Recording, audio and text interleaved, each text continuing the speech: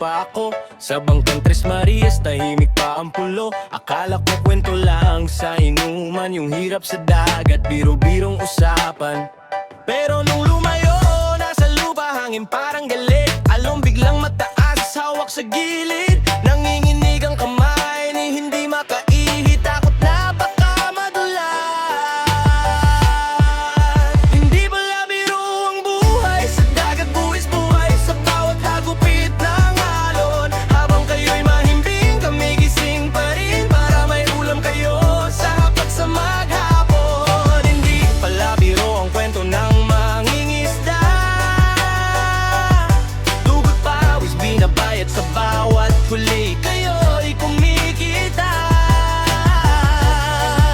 Kami nalulunod sa utang, sa lamig, sa sariling sakit.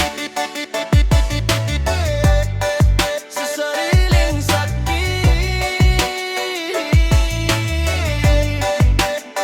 Sa malawak na karagatan, parang wala kang lakas. Tingin sa langit, dasal na huwag kaming kunin agad. Tapos pag uwi sa pier, sunog na ang balat. Pitpit ang sangkatirbang, isda huli, sana bawiin sa timba. Pero pagdating na sa palengke, parang sisiwang tingin sa amin. Binabarat ang huli, tawad ng tawad. Kala nyo ba ang dali lang naming nakamtanyan? Hindi pala biro ang buhay sa dagat, buwis buhay sa bawat hagupit ng alon. Habang kayo'y mahimbing, kami gising pa rin para may ulam kayo sa hapag sa maghapon. Hindi pala biro ang kwento ng mangingisda. Dugot pawis binabayad sa bawat huli, kayo'y kumikita.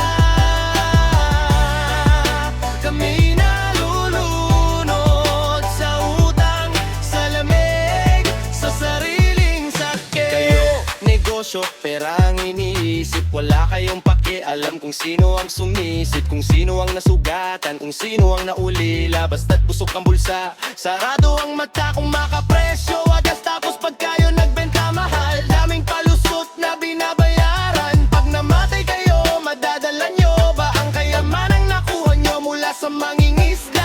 Hindi ba yan maging mitsa na magpatayan ng kamag-anak nyo? Sana iwan yung yaman. Sana kung di pa kayo mamatay ngayon tamaan. Sana kayo ng kanser na walang ibang lunas kundi kamatay.